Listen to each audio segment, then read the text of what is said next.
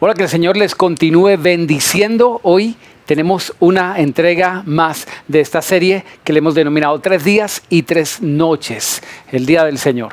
Hoy tenemos el gusto, la responsabilidad, la enorme bendición, de poder estar aquí conectados a través de estas plataformas, de estos canales que Dios nos ha permitido usar para su gloria. La idea es que podamos siempre recibir el alimento espiritual para nuestra alma, que es la palabra de Dios.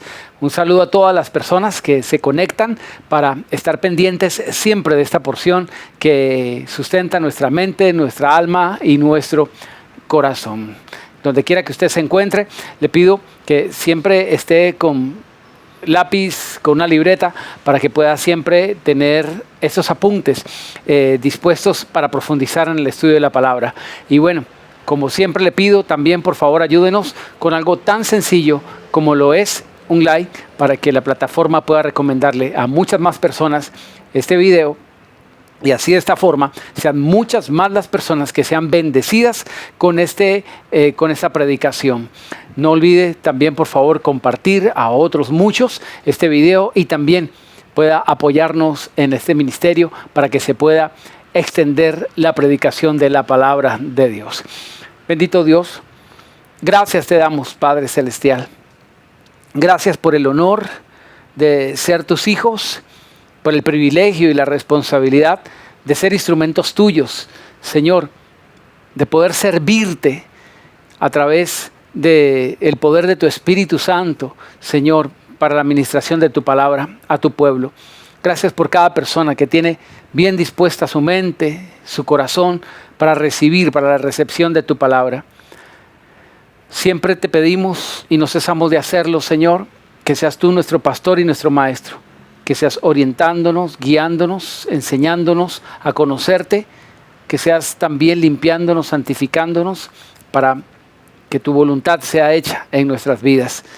Concédenos entendimiento, sabiduría, inteligencia, que puedan ser derribadas todas aquellas argumentaciones que se levantan en contra del conocimiento tuyo y ser verdaderamente libres al conocer tu verdad. Te lo pedimos, Padre, en el nombre de Jesús.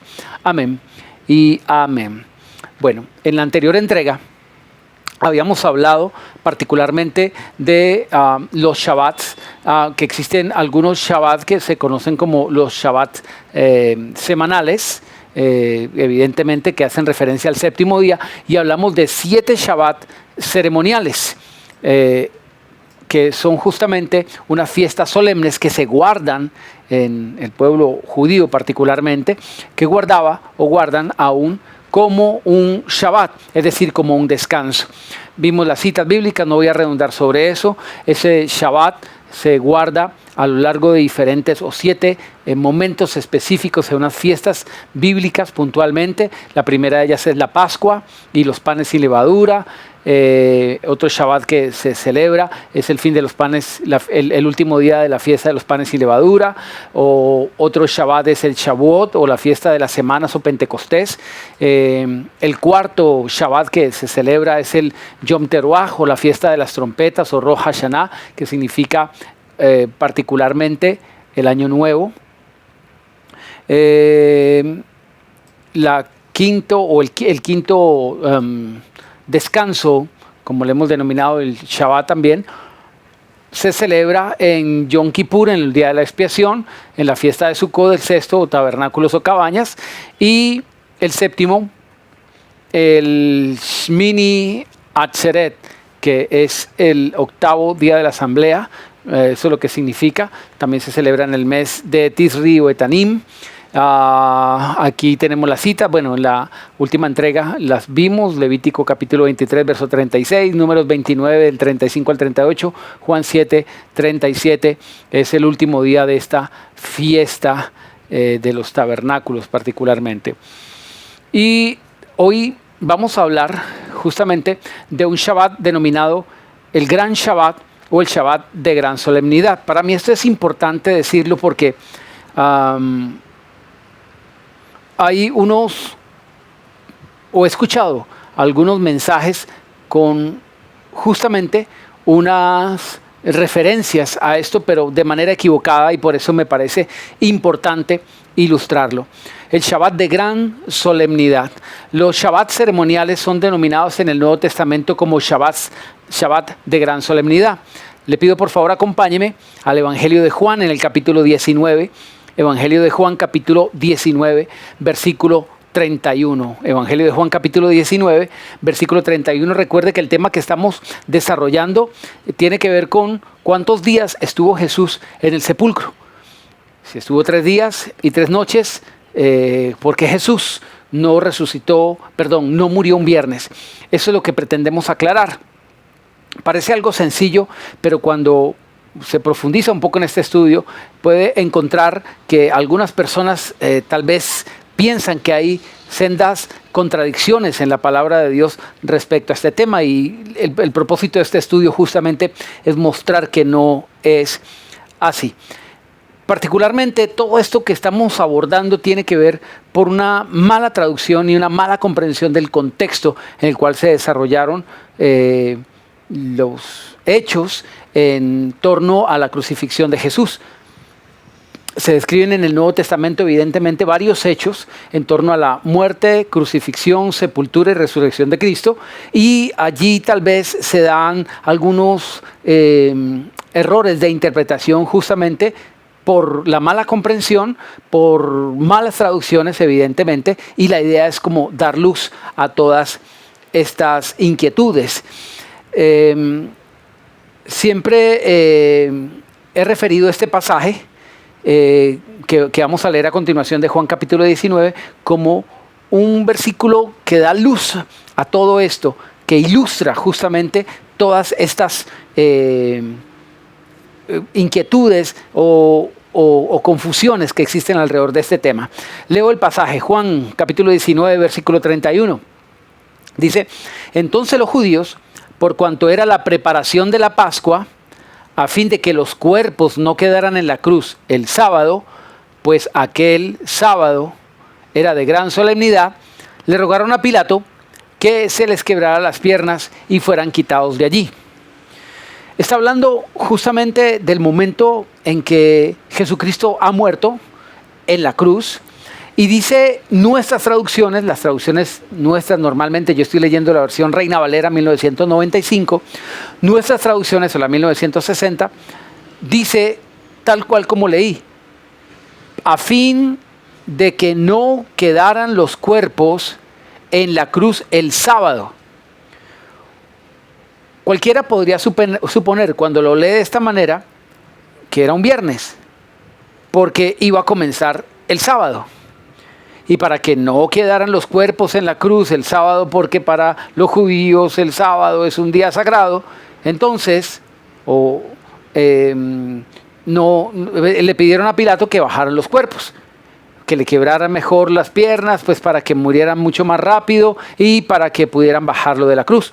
Pero a renglón seguido, cuando usted sigue leyendo, se muestra que el Señor Jesús ya había muerto y que no fue necesario quebrar ninguna de sus piernas, porque dice la Escritura que así estaba establecido, que no quebrarían ninguno de sus huesos. El punto aquí es que la traducción incorrecta nos da esa comprensión. ¿Por qué? Porque se supone que para que no quedaran los cuerpos el sábado, entonces era viernes, y lógicamente, pues uno diría, pues Jesús murió un viernes.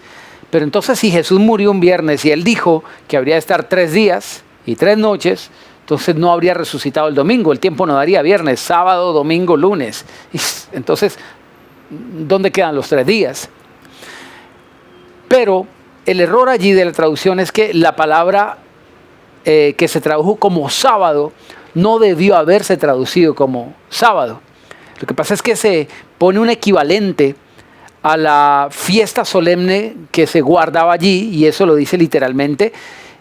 Dice, pues aquel Shabbat debería ser la correcta traducción, o aquel reposo y no sábado, dice, era de gran solemnidad. A esto se refiere. Recuerde que en la anterior entrega, si usted no ha visto la anterior entrega, es importante que la pueda ver para que comprenda esto. Hablamos de los distintos tipos de Shabbat o descansos que se mencionan en la Biblia. que por ordenanza divina tenían que guardarse como fiestas solemnes o como un Shabbat, es decir, como un reposo. Dimos todas las citas en los que se ven este tipo de descansos ceremoniales, en donde Dios dice ninguna obra harán, ninguna obra, por eso se le llamaba Shabbat o descansos. Entonces, aquí vamos a tener una comprensión mayor y esto ya empieza a aclarar un poco el panorama. Era la preparación de la Pascua, eso es el 14 de Nisan, y dice a fin de que los cuerpos no quedaran en la cruz en Shabbat, es decir, en aquel día de gran solemnidad, porque allí dice, pues aquel Shabbat era de gran solemnidad. Allí no está hablando de un Shabbat semanal, es decir, el séptimo día, sino de un Shabbat, dice allí, de gran solemnidad, y esto hace referencia a el día festivo que se conoce, o la fiesta que se conoce como la de los panes sin levadura, que ya vimos en la anterior entrega que tenía que guardarse como un Shabbat, por eso es conocido como Shabbat ceremoniales, y en 7 fiestas más. Aquí dice entonces que aquel día era un Shabbat de gran solemnidad y como todo Shabbat tenía que guardarse no haciendo ningún tipo de obras. Salvo solamente lo que en Levítico 23 leímos, que la única obra permitida era que cada cual cocinara la porción del cordero de Pascua que se había de comer. Eso es lo que dice literalmente, ya lo vimos, como le dije, en la anterior entrega. Si no la ha visto, es fundamental que vea las anteriores entregas respecto a esta temática. El punto es que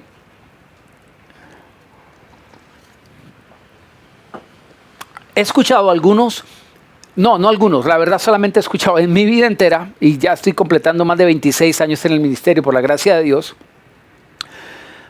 solamente he escuchado a una persona referirse a estos temas. La verdad, esto es algo que tal vez casi no se predica, hay mucha confusión en torno a este tema.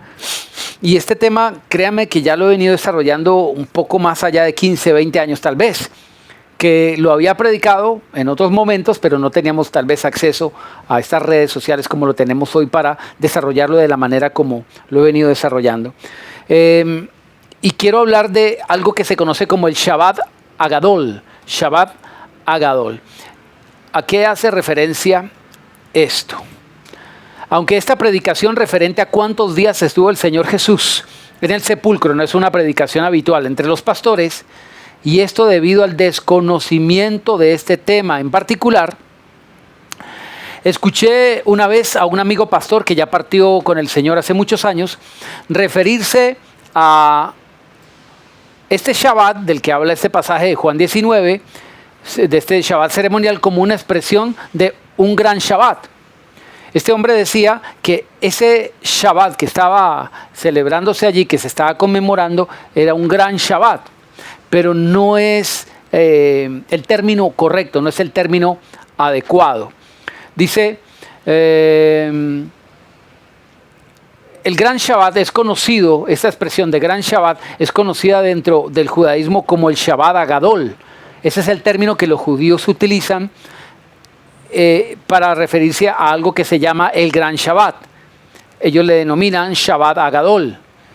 Pero como le decía, este Shabbat del que está hablando Juan 19 no es el Shabbat Agadol. Es preciso aclararlo. ¿Por qué? Porque los judíos no utilizan el término Shabbat Agadol para ese Shabbat particularmente, para ese descanso que se celebra en ese día particular de los panes sin levadura. En la religión judía, el Shabbat que está justo antes de la fiesta del primer día de los panes sin levadura, ese sábado anterior, ese sí el sábado, es decir, el séptimo día anterior al primer día de los panes sin levadura, ese sábado o ese séptimo día, ellos le llaman Shabbat Agadol. Entonces, no es correcto para las personas que de pronto han profundizado un poquito en estos estudios y tal vez se hayan encontrado con esta expresión. Ese día era de gran solemnidad porque era el gran Shabbat o el Shabbat Agadol. No, no es correcto. Los judíos llaman solamente Shabbat Agadol o gran Shabbat al sábado anterior al día de los panes sin levadura. La fiesta de los panes sin levadura que cae cada 15 del mes de Nisan, como le decía, si tal vez usted no ha visto las anteriores entregas, no puedo repetir y volver sobre lo mismo, tal vez va a quedar un poco confundido. Seguramente usted dirá, pero ¿de qué es lo que está hablando este señor? No entiendo. Es preciso que antes de proseguir vea todas las entregas anteriores para que pueda comprender un poco más este estudio. El día 15 de Nisan comienza la fiesta de los panes sin levadura y puede ser cualquier día, lo decíamos. La fecha en el calendario es el 15 de Nisan y puede ser cualquier día. Puede ser el primer día, el segundo día, el tercer día, el cuarto día, el quinto día, sexto día o séptimo día de la semana. Cualquier día puede caer el 15 de Nisan. Pero no importando la fecha en que el 15 de Nisan cayese, el sábado anterior, el sábado inmediatamente anterior, ese es considerado por los judíos como el gran Shabbat o el Shabbat Agadol. Es considerado ese sábado como un gran Shabbat, entre otros por distintos o varios motivos que voy a enumerar. No los voy a enumerar todos, sino solamente algunos que son los distintivos del por qué este Shabbat Agadol es considerado como el gran Shabbat. El motivo tal vez más conocido es porque el sábado 10 de Nisan del año 2448, el pueblo de Israel tomó un cordero que era uno de los ídolos de los egipcios y lo ataron al pie de su cama, como se les había ordenado de parte de Dios. Y además Moisés les advirtió a los egipcios que al término de 4 días Dios mandaría la última plaga, que sería la muerte de los primogénitos. Al escuchar la advertencia, los primogénitos, esto son costumbres judías, esto no es relato bíblico, esto está contenido en algunos textos que le llaman los Gemarás o el Talmud, y ellos dicen que cuando se escuchó la advertencia por parte de Moisés en Egipto, que le dijo a Faraón que liberara a su pueblo, porque en 4 días habría de venir la última plaga, y la última plaga había de ser la muerte de los primogénitos, la cultura judía, lo que ellos llaman la ley oral. A ver, ¿cómo le digo? Para los judíos, ellos tienen el conocimiento del Antiguo Testamento como un libro denominado la Tanakh. Para ellos, la Tanakh es lo que para nosotros es el Antiguo Testamento. Ellos le denominan Tanakh, que está compuesto por 3 divisiones. La ley, que le denominan ellos la Torá, eso creo que está en Lucas 24. La ley, los salmos, los profetas y los escritos. Los salmos, perdón, la ley, los profetas, los salmos y los escritos. La Torá, que significa la ley, los Tejilim, creo que significa que son los salmos, y los Tejilim y Ketubim, que significan los salmos y los escritos, y ¿cuál era el otro? Y los Neviim, que significan los profetas. Eso es los nombres que le dan a las 3 porciones en que se divide la Torá. La ley, perdón, el Tanakh. El Tanakh es el Antiguo Testamento para nosotros. Para ellos el Tanakh está dividido en 3 partes. La Torá, que es la ley, el Tejilá y los Ketubim, que son los salmos y los escritos, y los Neviim, que significan los profetas. Pero ellos denominan a todo eso la ley escrita. Todo eso para ellos es la ley, las ordenanzas de Moisés, de Dios, para su pueblo. Pero ellos tienen otros libros que son justamente aquel conocimiento que el Señor Jesucristo les habló directamente en contra de esas tradiciones litúrgicas y religiosas que ellos conservaban. Hasta el tiempo de Jesucristo, ellos tenían una tradición oral, en donde repetían de generación en generación, de memoria, las interpretaciones de lo que ellos consideraban las correctas interpretaciones de la Tanakh o del Antiguo Testamento, de la ley de Dios.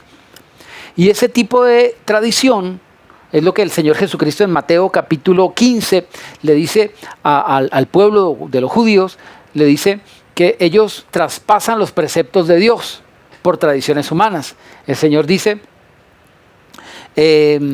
permítame, leo esa porción, está en Mateo capítulo 15, El Señor dice, este pueblo de labios me honra, pero su corazón está lejos de mí. En vano me honran enseñando como mandamientos, como dice, sí, Mateo capítulo 15 en el versículo 8 y 9. Este pueblo de labios me honra, pero su corazón está lejos de mí. En vano me honran enseñando como doctrinas mandamientos de hombres. Enseñando como doctrinas mandamientos de hombres. ¿Esto qué significa? Que los judíos le habían dado a los mandamientos humanos la misma naturaleza de la palabra de Dios. Es decir, tenían como la misma equivalencia de autoridad. Ellos a eso le llamaban la ley, o le siguen llamando la ley oral. Son las interpretaciones de los supuestos sabios, de los supuestos rabinos, que supuestamente decían cómo era realmente la aplicación de esos principios. Y el Señor Jesucristo habló en contra de todas esas interpretaciones porque estaban tratando, como lo dijo el mismo Señor, invalidando la palabra de Dios, porque según ellos la interpretación correcta no era deducible con una sencilla lectura de la ley escrita de Dios, sino que necesitaban esa super sabiduría de los elevados, iluminados e ilustres maestros de la ley. Pero el Señor Jesús les dijo, ustedes son hipócritas, ustedes están traspasando los preceptos de Dios por esas tradiciones, en vano me honran. Lo mismo que está ocurriendo en la religión tradicional, donde ellos consideran que la palabra de Dios, tal vez en la religión universal, en la religión tradicional, denominada católica, la religión universal, si usted estudia un poquito de la teología de ellos, ellos dicen que la palabra de Dios no es la escritura. Esto hace parte, para ellos esto hace parte de la palabra de Dios, pero no es la palabra de Dios. Para ellos la palabra de Dios es algo que dicen, que le llaman ellos las escrituras y el magisterio. Eso unido es la palabra de Dios para ellos. ¿Qué significa eso? Ellos dicen que la Biblia, la palabra de Dios, perdón, la Biblia y la interpretación que le dan sus obispos, sus papas, sus cardenales y todos sus sacerdotes, o todo lo que ellos llaman el magisterio, los que tienen autoridad para interpretar eso junto es la palabra de Dios. La palabra de Dios para ellos no es la Biblia, sino la Biblia junto con la interpretación que su magisterio les ha dado. Igual que lo que el Señor Jesucristo juzgó en ese tiempo. Nosotros tenemos la revelación directa de la palabra de Dios por el Espíritu Santo. Él es quien nos guía a toda verdad y no necesitamos de absolutamente nada que trate de suplantar la voz del Espíritu Santo. Él es el que nos guía a toda verdad. Dicho sea de paso, esto tengo que decirlo, no es que desacreditemos los estudios, la manera como inquirieron sobre la palabra de Dios muchas personas a lo largo de los siglos. Estamos hablando gente cristiana, gente de Dios. Algunos le llaman los padres de la iglesia. Yo estoy en desacuerdo con ese término. Evidentemente porque la palabra de Dios dice que no debemos llamar padre a nadie aquí en la tierra en ese sentido espiritual. Y algunos hablan de que esta gente viene por mucho tiempo trayendo lo que es la revelación de la doctrina, pero a veces se hacen ídolos de este tipo de personas. Se hacen ídolos y se sigue la tradición de ellos como si ellos tuvieran realmente la palabra de Dios. Lastimosamente, y yo doy gracias a Dios porque sí, evidentemente muchos han guardado en el celo de la palabra la doctrina, en sana doctrina, pero otros se han apartado lastimosamente por su intelectualismo, se han apartado de la verdad. Es otro tema, no quiero profundizar sobre eso, simplemente era un apunte que quería decir. Entonces, cuando se trata de proponer esto de la ley oral como la verdadera interpretación de la palabra de Dios, se está pasando por encima de la palabra de Dios. Hay unos libros que después del siglo III hasta el siglo V, VI o VII se empezaron a redactar. Es decir, la ley oral que solamente se transmitía de generación en generación de memoria, por eso se llama la ley oral, ellos se aprendían esas interpretaciones y las pasaban de generación en generación, de generación en generación, y solamente estaba de manera oral. Pero cuando se vio esto de la diáspora, después de que salieron de Babilonia y demás, empezaron a darse cuenta que muchas de esas personas que conservaban esa tradición oral fueron desapareciendo, fueron muertos y demás. Entonces vieron como la necesidad de tener por escrito esas supuestas revelaciones o la interpretación de esas de lo que ellos creían que era la verdadera o correcta interpretación de los textos bíblicos. Y por eso se formaron textos conocidos como la Gemará o el Talmud, o la Mishnah, la Mishnah o el Talmud, que son comentarios justamente de supuestamente la Tanaj, o el Antiguo Testamento o la Biblia. El Talmud es comentario a la Mishnah. Son varios libros que ellos tienen, los judíos y demás, pero que están traspasando los principios de Dios. Bueno, ¿por qué se le llamaba Gran Shabbat? Ellos tenían una costumbre que dicen en esos libros justamente que cuando se escuchó la advertencia de que vendría la última plaga de la muerte de los primogénitos, dice que los primogénitos se sublevaron contra sus padres y contra el mismo faraón, y algunos decidieron pelear por sus propias vidas, porque como no querían dejar ir a Moisés con el pueblo de Israel libre de Egipto, entonces ellos dijeron no, pero nosotros entonces nos vamos a morir, y muchos primogénitos se rebelaron en contra de sus padres y hubo un problema serio en Egipto. Dicen que muchos hijos incluso mataron hasta a sus padres porque no los estaban dejando o los estaban exponiendo a una futura muerte con la última plaga, y pues era una manera, entre comillas, de hacer presión para que los pudieran liberar. Esto, como le decía, esto no es un dato histórico, sencillamente está escrito dentro de todos estos libros que los judíos consideran sagrados. Dice que estos primogénitos se sublevaron contra sus padres y también mataron a muchos miembros del ejército egipcio.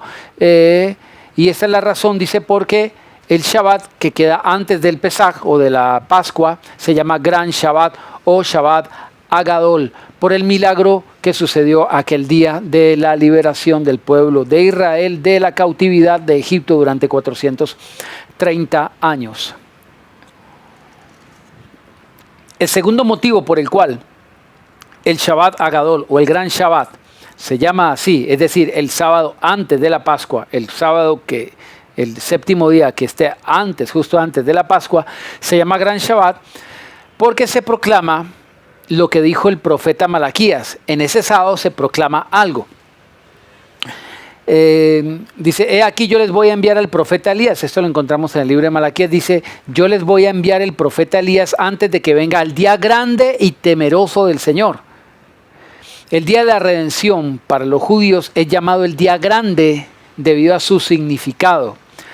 La palabra Agadol significa literalmente grande. Por lo tanto, ese Shabbat recibió el mismo nombre, mostrando que los judíos están en espera del profeta Eliahu, o como ellos llaman, el profeta Elías. Dice que habría de venir a dirigir el seder de Pesaj, es decir, el orden ritual de la comida de la Pascua, para anunciar algo que ellos le llaman la Geula, o lo que es la redención o liberación por parte del Mesías. Recuerde que cuando se celebró la Pascua, el motivo fue porque salían libres, estaban siendo liberados de la esclavitud de Egipto. Entonces, Moisés es un tipo de Cristo, es decir, representa la obra de libertad de la esclavitud, el instrumento usado por Dios para sacar a su pueblo de la esclavitud, de la cautividad. Ellos dicen que cada Pascua se conmemora justamente la venida del profeta Elías para anunciar a su vez la venida del Mesías. Ellos en cada Pascua están conmemorando la venida del Mesías, porque ellos no creyeron que Jesús era el Mesías. Muchos de ellos, la gran mayoría, ellos están esperando que venga el Mesías para liberarlos, porque para ellos la Pascua representa esa liberación, lo que llaman ellos la Geula, que es la redención o liberación. Y se basan de ese pasaje de Malaquías, dice, porque el profeta Elías vendrá antes de que venga el día grande del Señor. Por eso la palabra grande ahí es la palabra Agadol. Entonces el Shabbat anterior a la Pascua es llamado Shabbat Agadol porque es un día grande. Ellos hacen una proclamación grande que va a ser justamente, según ellos, la venida del Mesías. En ese Shabbat, es el tercer aspecto por el cual se llama así, se acostumbraba a que el rabino de un gran discurso, o todavía se acostumbra a que un rabino principal dé un discurso sobre las leyes del Pesach, y por eso es llamado Gran Shabbat. La cuarta consideración de por qué se llama el Shabbat Agadol es porque a la festividad de Pesach, la Torah o la ley le llama a la festividad de Pesach Shabbat, como está escrito en la ley, dice, y contarán el Omer del día que sigue el Shabbat. Por lo tanto, ese Shabbat antes de Pesach se llama Gran Shabbat, para recordar que eso es una semana en la que celebran un pequeño Shabbat. Voy a aclarar un poquito lo que significa el Omer para los judíos allí. El Omer es una tradición judía que implica contar los 49 días después de la festividad de Pesach o Pascua y la festividad del Pentecostés. Durante ese periodo se cuenta cada día reconociendo que este tiempo es para prepararse y conmemorar la recepción de la ley. En una fiesta que ellos le llaman el Shavuot o la fiesta de las semanas, conocida también como Pentecostés. El Gran Shabbat es denominado así porque ellos dicen en 50 días, dentro de 50 días, se va a celebrar una fiesta muy importante, que es la fiesta de los tabernáculos, perdón, la fiesta de las semanas o del Pentecostés. Para ellos se llama el Shavuot. Y en esa fiesta particular ellos conmemoran la entrega de la ley de Dios a Moisés para esa festividad. Entonces, justamente desde ese sábado anterior se cuentan 50 días y ahí es donde viene el Pentecostés. Ellos, la fiesta de Pentecostés, entonces ellos lo consideran un Shabbat muy importante. Es un Shabbat semanal, normal, el séptimo día, pero lo consideran como el Gran Shabbat porque justamente para ellos representa que durante esa semana tendrán un pequeño Shabbat, que es el Shabbat solemne, del que habla Juan 19, del que estábamos hablando, un día de gran solemnidad. Entonces, por decir algo, el 15 de Nisan, digamos, fue un jueves, fue el día jueves, y tendría que guardarse como un Shabbat solemne, es decir, como un descanso, un pequeño Shabbat, pero la Biblia le llama de gran solemnidad. Eso fue un jueves, pero hay que guardarlo como un reposo, como un descanso, como un Shabbat. El sábado anterior, estamos en el jueves, miércoles, martes, lunes, domingo y sábado. Ese sábado anterior, ese es considerado el Gran Shabbat o Shabbat Agadol, porque dicen dentro de esta semana va a haber un pequeño Shabbat y en 50 días vamos a estar celebrando la entrega de la ley o de la Torah de parte de Dios a Moisés y por ende al pueblo. Bueno, hasta aquí he cerrado esta parte del estudio que tenía que ver pues con los Shabbat ceremoniales y el Shabbat Agadol. Ahora voy a continuar con otra porción que ya nos va a introducir un poco más en lo de los 3 días y 3 noches. Quiero que por favor me acompañe a la palabra de Dios en el libro de Mateo, el Evangelio de Mateo, en el capítulo 12. Mateo capítulo 12, versículo 30, y voy a leer hasta el versículo... voy a leer desde el versículo 38 mejor, hasta el versículo 40. Mateo capítulo 12, versículo 38 hasta el versículo 40. Permítame, hago un ajuste aquí.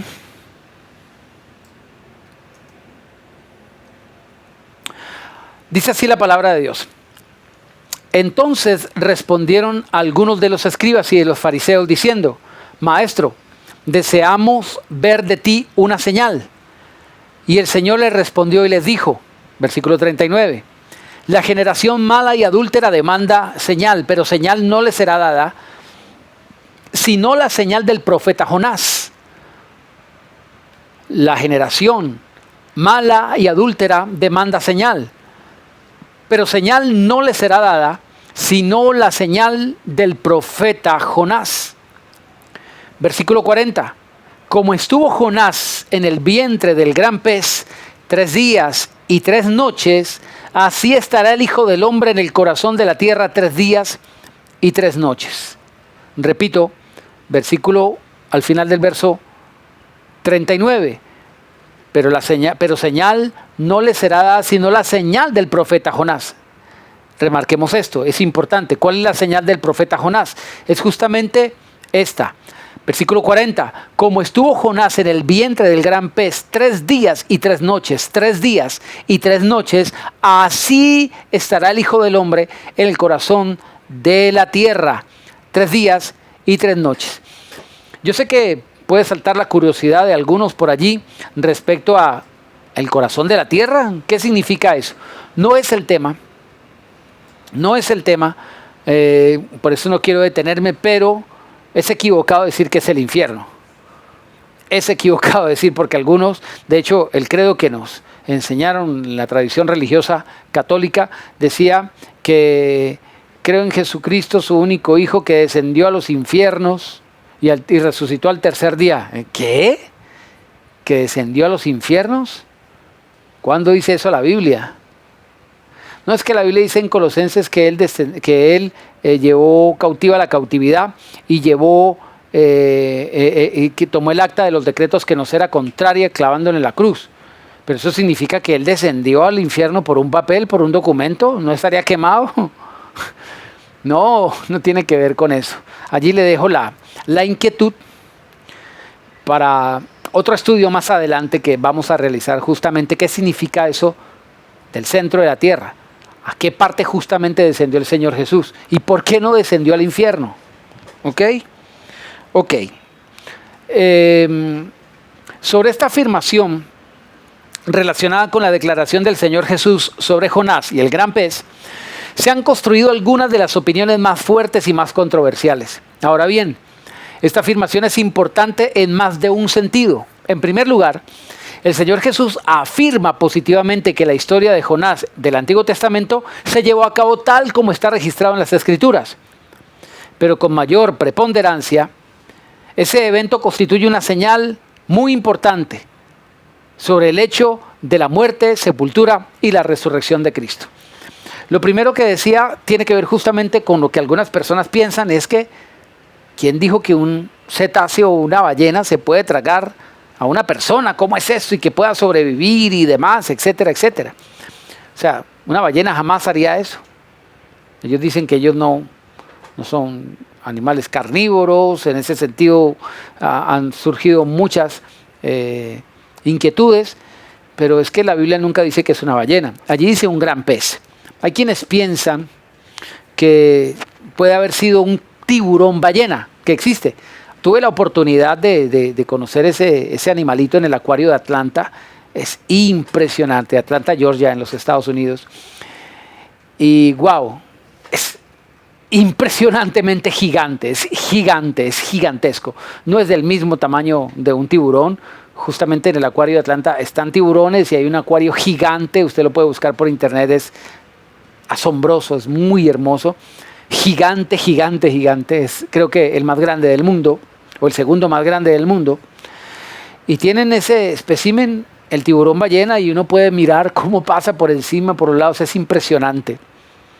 Hay quienes dicen que puede haber sido este animal, que sí tiene la naturaleza de como el tiburón, justamente, de tragarse a las personas, y es gigantesco. Dicho sea de paso, entonces el Señor Jesús está ratificando el hecho del Antiguo Testamento para aquellos que lo consideraban como algo mítico o de algo que no se debería interpretar literalmente, pero el Señor Jesucristo así lo afirma. Está validando como verídica la historia del Antiguo Testamento. Pero lo realmente más importante tiene que ver justamente con el hecho, la preponderancia que tiene esta señal del que el Señor Jesucristo habló, como la señal de Jonás, que está relacionado con el hecho de la muerte, la sepultura y la resurrección de Cristo. Lo fundamental respecto a esta reseña del Antiguo Testamento que refiere el Señor Jesucristo gira alrededor, oh my God, perdona porque se me fue por aquí el texto. Lo fundamental respecto a esta reseña del Antiguo Testamento que refiere el Señor Jesucristo gira alrededor del tiempo en que pasó Jonás en el vientre del gran pez. Me disculpa que me esté ciñendo un poco a lo que he escrito en el estudio que nos compete hoy por cuestión del tiempo para que nos pueda rendir un poco más. Las siguientes son las palabras exactas que Jesús utilizó para describir la experiencia del profeta Jonás. Leo Mateo capítulo 12, versículo 39 al 41. Mateo capítulo 12, versículo 39 al 41. Él respondió y le dijo: la generación mala y adúltera demanda una señal, pero señal no le será dada, sino la señal del profeta Jonás. Porque como estuvo Jonás en el vientre del gran pez 3 días y 3 noches, así estará el Hijo del Hombre en el corazón de la tierra 3 días y 3 noches. Los hombres de Nínive se levantarán en el juicio contra esa generación y la condenarán, porque ellos se arrepintieron a la predicación de Jonás, y aquí alguien más que Jonás en este lugar. Hoy por hoy existe un grupo de cristianos que tienen algunas dificultades con la comprensión de la frase 3 días y 3 noches. Y aunque parece muy evidente lo que significa, no lo es tanto cuando se piensa que Jesús usó la expresión 3 días y 3 noches, refiriéndose a que iba a permanecer en el sepulcro exactamente durante 72 horas, ni un segundo más, ni un segundo menos. Este es justamente otro de los escollos con el que se encuentran muchas personas al tratar de interpretar esta frase particularmente de 3 días y 3 noches como algo completamente literal. Es que un día tiene 24 horas, 3 días tienen 72 horas, no tienen ni un segundo más ni un segundo menos. Y las personas regularmente tratan de interpretar esto de manera literal. Literal. Es que 3 días y 3 noches suena como decir, pues 3 días y 3 noches. ¿Qué parte de 3 días y 3 noches no entendemos? Cada día con su noche significa que son días de 24 horas. Y pensamos que tiene que ser así porque es que está muy claro. 3 días y 3 noches. Sin embargo, vamos a profundizar un poco para denotar que esta no es una expresión tan literal como se piensa. A causa de esta convicción, algunos han llegado a la conclusión de que Cristo murió a las 3 de la tarde del miércoles y resucitó exactamente a la misma hora de la tarde el sábado, a las 3 de la tarde. Así pues, cuentan de manera estricta y draconiana 72 horas, las cuales creen que Cristo permaneció en el sepulcro sin pasarse ni un minuto más, ni un minuto menos. Cuando se interpreta esto de esta manera, no cabe duda, no cabe la menor duda que Cristo tuvo que haber resucitado a las 3 de la tarde después de 3 días y después de 3 noches. No cabe duda. Pero el relato bíblico entonces tendría una contradicción con ese hecho que aparentemente es tan claro. Entonces, no existe tal contradicción en las Escrituras, no existe. Lo que sucede es que hay una interpretación equivocada del pasaje. Hay que abordar de manera correcta ese pasaje para comprender que en la palabra de Dios no existen tales contradicciones, porque la Biblia dice claramente en qué momento el Señor Jesús resucitó, pero también claramente en qué momento murió. Y si nosotros nos ponemos a relacionar aquellas manifestaciones del tiempo en el cual Jesucristo muere y resucita, encontraríamos tal vez una confusión o una contradicción, pero no lo es tal. Gracias a Dios, contamos con abundante evidencia bíblica para aclarar esta confusión. Existen en el Nuevo Testamento 17 pasajes diferentes que referencian el tiempo relacionado a la muerte y a la resurrección de Cristo. 10 veces se especifica 10 veces se especifica que la resurrección tendría lugar al tercer día. Escuche, a lo largo del Nuevo Testamento, en 17 porciones bíblicas se habla justamente de cuánto fue el tiempo que Jesús estuvo en el sepulcro.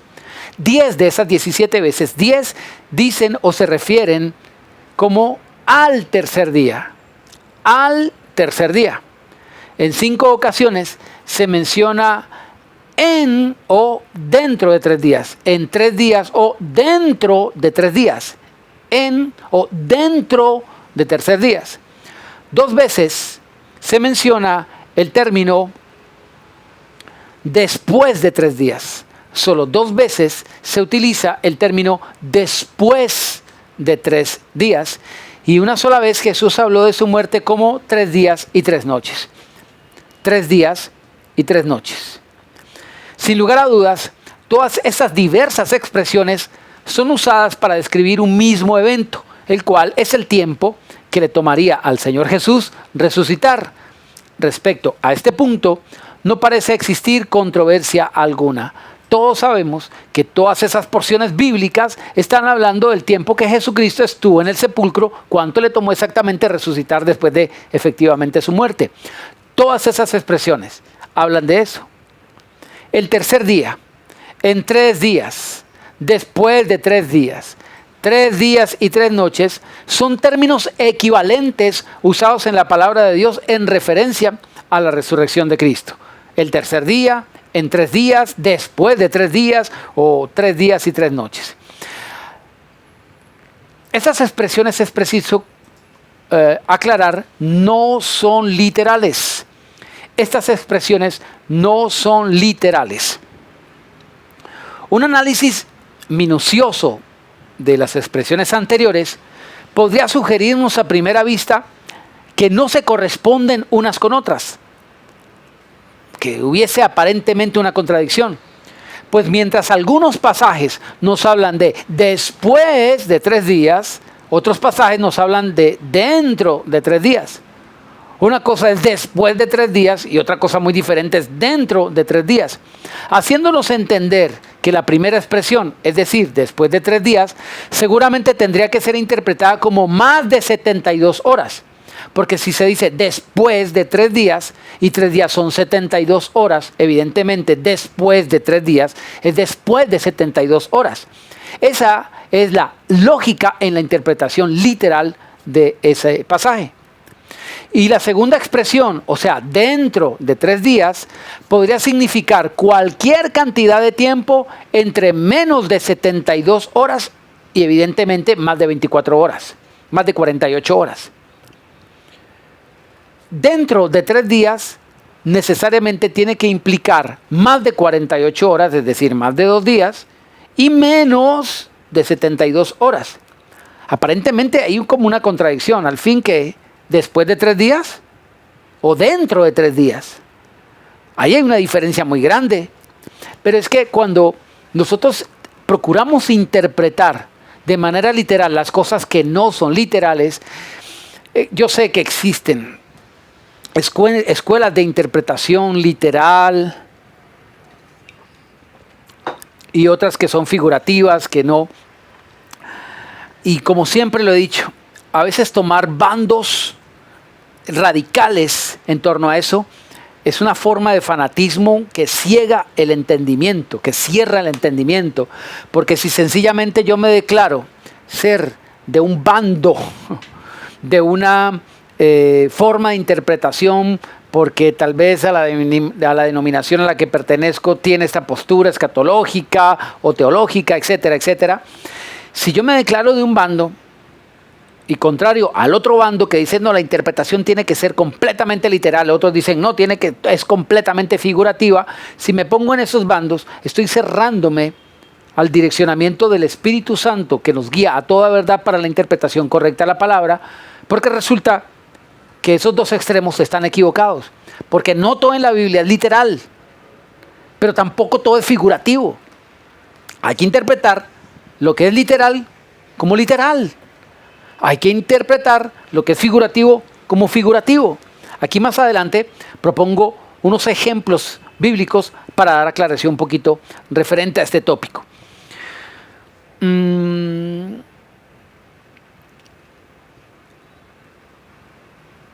La expresión dentro de 3 días solamente podría tal vez significar 72 horas exactas hasta el último segundo, sin pararse ni restarle nada. La siguiente expresión de al tercer día, todavía podría representar problemas de interpretación aún mayores. La pregunta es, ¿pueden todas estas expresiones tomarse en un sentido estrictamente literal y aún así armonizar unas con otras? ¿Pueden estas expresiones tomarse en un sentido estrictamente literal y aún así armonizar unas con otras? Por supuesto que no. La contradicción es evidente. ¿Por qué?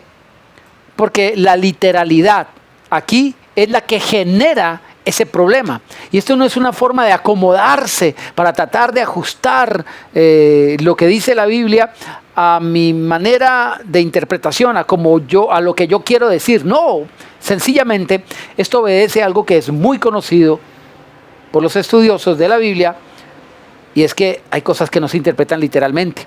No es tratar de traer de los cabellos los pasajes para acomodarlos a una forma de interpretación, porque evidentemente todos literalmente se contradicen. Una cosa muy diferente es después de 3 días al tercer día o dentro de 3 días. Es lógico que hay una contradicción de términos allí, pero justamente eso es lo que nos demuestra que esas expresiones no son literales. Tal vez para algunos esto suene un poco confuso. Sin embargo, veremos por la palabra de Dios que no es necesario forzar cualquiera de estas expresiones usadas en las Sagradas Escrituras para imponer un estricto cumplimiento basado en nuestra interpretación, haciendo a un lado la referencia de otros textos que traen luz sobre este tema en cuestión.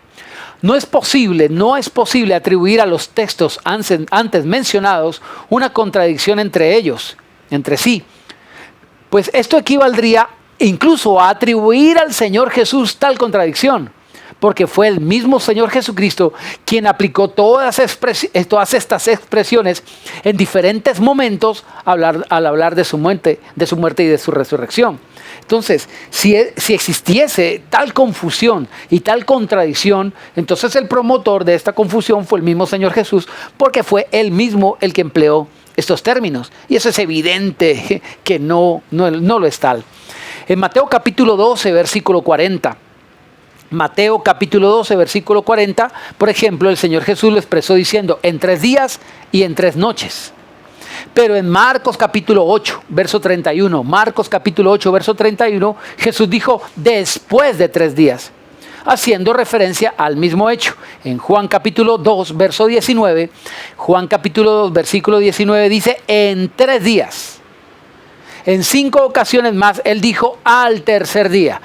Las encontramos consignadas en Mateo capítulo 16, versículo 21, Mateo capítulo 16, versículo 21, Mateo capítulo 17, versículo 23, Mateo capítulo 17, versículo 23, Mateo capítulo 20, versículo 19, Mateo 20, 19, Lucas capítulo 13, versículo 32, Lucas 13, 32 y Lucas capítulo 24, verso 46. Lucas capítulo 24, verso 46. Me disculpa si estoy yendo un poco rápido, he repetido 2 veces cada cita.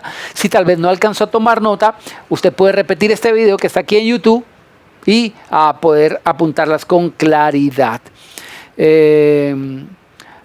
Voy a referirme justamente en estos últimos minuticos que me quedan, tal vez no alcance a concluir esta porción, a los modismos idiomáticos. Idiomáticos, perdón. Bueno, no, ya viendo el tiempo creo que no voy a poder abordar este tema completo. Solamente voy a leer la introducción de esta nueva porción que nos va a dar luz sobre esto, que son estos modismos idiomáticos. Cada idioma en particular tiene expresiones únicas llamadas modismos y que en el caso particular de la cultura judía se denominan hebraísmos o modismos hebreos. Tal vez alguno de ustedes habrá escuchado hablar de esos hebraísmos. Aquí tengo algunos ejemplos. Bueno, no son pocos, pero quise aprovechar esta porción esta parte del estudio para traer luz también sobre otros pasajes que seguramente algunos habrán leído sin una comprensión plena de lo que realmente significan. Si una persona no está familiarizada con ese tipo de expresiones idiomáticas, le resultará muy difícil entenderlas. Por ejemplo, en algunas culturas de habla inglesa se usa la expresión kick the bucket, kick the bucket, que significa literalmente estirar la pata. Pero esto no significa estirar una pierna, literalmente significa morir. Si una persona no está acostumbrada a estas expresiones particulares, a estos modismos, en algunas regiones particularmente, no lo va a entender. La expresión "It's raining cats and dogs", hace algunos años, unos añitos atrás, cuando estudiaba inglés, escuché esta expresión y para mí era incomprensible. Se lo pregunté a una profesora que era nativa americana y ella usó esta expresión frente a un aguacero impresionante que estaba cayendo. Y dijo literalmente, "It's raining cats and dogs". Están lloviendo perros y gatos. Y yo, como un estudiante primíparo, dije, ¿estoy escuchando bien? ¿Esta señora acaba de decir que están lloviendo perros y gatos? ¿O es que así estoy de mal con el idioma? Y le pregunté qué hacía referencia a esto que acaba de decir. Y es justamente algo muy americano. Es una expresión netamente norteamericana que literalmente significa están lloviendo perros y gatos. Sin embargo, como es obvio, eso no pasa. Solo que es una manera de decir que está cayendo una lluvia muy fuerte. Este tipo de modismos solo tienen sentido para los hablantes nativos. Usualmente usamos expresiones idiomáticas relacionadas con el tiempo en este sentido. Y muchos más ejemplos. Voy a dejarlo hasta allí y lo voy a dejar así, picadita, como de querer saber un poco más para que no se pierda la siguiente enseñanza que estaremos transmitiendo la próxima semana por este mismo canal de YouTube. Y bueno, de cualquiera de las plataformas que usted nos esté escuchando o viendo. Por favor, no detenga la transmisión o este video sin antes escuchar esto que es muy importante. Por favor, le pido por favor, si usted no se ha suscrito a nuestro canal, por favor, hágalo. Es la oportunidad que